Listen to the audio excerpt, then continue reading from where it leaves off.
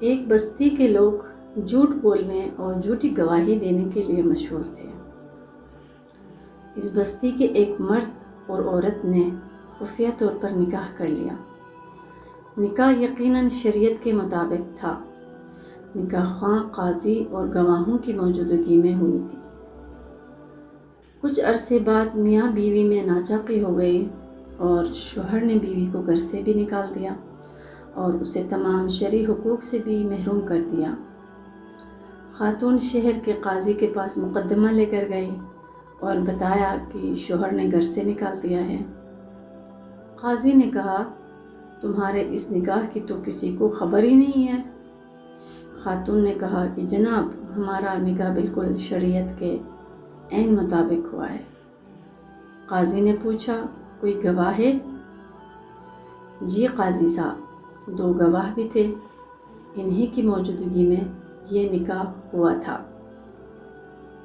قاضی صاحب نے شوہر اور گواہوں کو طلب کر لیا، مگر انہوں نے بڑی عدالت میں خاتون کو پہچاننے اور نکاح سے صاف انکار کر دیا اور بیک زبان کہا کہ ہم نے تو آج سے پہلے اس خاتون کو کبھی دیکھا تک نہیں۔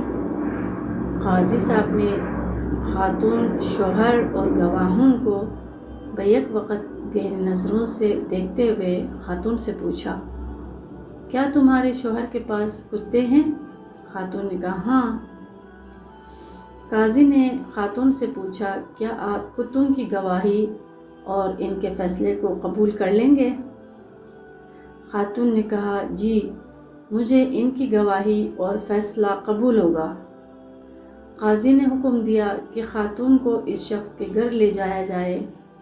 اگر وہ اس خاتون کو دیکھ کر اجنبی جان کر بھونکنے لگے تو یہ عورت جھوٹی ہے، اور اگر وہ کتے خاتون کو دیکھ کر گھر کا فرد سمجھ کر خوش ہوں اور اس کا استقبال کرے تو خاتون کا دعویٰ درست اور شوہر اور گواہ جھوٹے ہیں، اور یہ خاتون گھر کی مالکن ہے۔ یہ حکم جاری کرتے ہی قاضی اور عدالت میں موجود لوگوں نے شوہر اور گواہوں کی طرف دیکھنا شروع کر دیا، جن کے چہرے جھوٹ پکڑے جانے کے خوف سے پیلے ہو گئے تھے اور جسم کپکپانے لگی تھی۔ فیصلہ تو ہو چکا تھا کہ کون سچا اور کون جھوٹا ہے۔ قاضی صاحب نے سپاہیوں کو حکم جاری کیا، گرفتار کر لو ان جھوٹوں کو اور انہیں کوڑے لگاؤ کہ یہی جھوٹے ہیں۔